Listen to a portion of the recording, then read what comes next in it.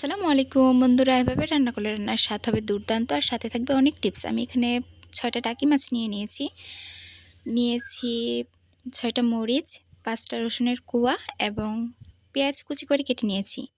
তারপর আমি মাছটাকে সেদ্ধ করে নেব।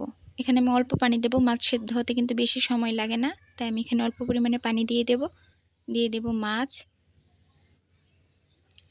সাথে আমি রসুন দিয়ে দেব এবং কাঁচামরিচও দিয়ে দেব সাথে সেদ্ধ। তারপর আমি সাথে হলুদের গুঁড়া দিয়ে দেব। হলুদের গুঁড়া দিয়ে ঢাকনা দিয়ে ঢেকে দেব। ঢেকে আমি মাছটাকে ভালোভাবে সেদ্ধ করে নেব। ঢাকনা খুলে আমি নাড়াচাড়া করে নেব। আপনারা কিন্তু অবশ্যই দেখবেন হাত দিয়ে যে মাছ এবং কি রসুন মরিচ সেদ্ধ হয়েছে কিনা।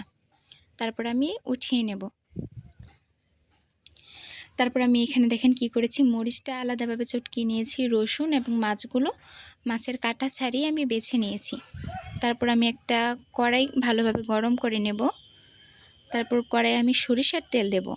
মাছের ভর্তার জন্য সরিষার তেল দিলে বেশি ভালো হয়, আপনার ইচ্ছা করলে সয়াবিনও দিতে পারেন। তারপর এখানে আমি পেঁয়াজ কুচিগুলো দিয়ে দেব। মাছের ভর্তার মধ্যে পেঁয়াজ হলে কিন্তু খুবই মজা লাগে। বন্ধুরা একবার ট্রাই করে দেখেন, কত মজা হয়েছিল, আপনাদেরকে বলে বোঝাতে পারবো না। তারপর আমি এখানে কিন্তু হালকা আঁচে পেঁয়াজটাকে ভেজে নেব। সাথে আমি স্বাদ মতো লবণ দিয়ে দেব। লবণ দিয়ে আস্তে আস্তে পেঁয়াজটাকে ভেজে নেব। তারপর আমি এখানে কিছু আদা কুচি দিয়ে দিয়েছি। মাছের ভর্তার মধ্যে অবশ্যই আদা কুচি দিয়ে নেবেন। তারপরে এখানে আমি এই যে আগে থেকে সেদ্ধ করে রাখা মরিচ এবং রসুন যে চটকে নিয়েছিলাম সেটা দিয়ে দিয়েছি। দিয়ে ভালোভাবে ভেজে নেব। তারপর এখানে আমি মাছগুলো দিয়ে দেব। বেছে রাখা মাছগুলো দিয়ে মিডিয়াম আঁচে ভালোভাবে নাড়াচাড়া করে আস্তে আস্তে নাড়াচাড়া করে এখানে আমি মাছটাকে ভালোভাবে ভেজে নেব। বন্ধুরা এখানে আসল স্বাদ, মাছটা একটু হালকা ভাজা ভাজা হলে কিন্তু খুবই মজা লাগে খেতে, খুবই মজা লাগে।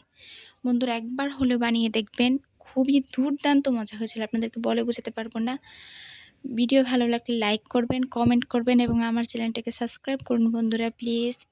এবং আপনার কমেন্টের মাধ্যমে জানান যে পরে আপনি কি রেসিপি দেখতে চান। ভালো থাকবেন, সুস্থ থাকবেন, আল্লাহ হাফেজ।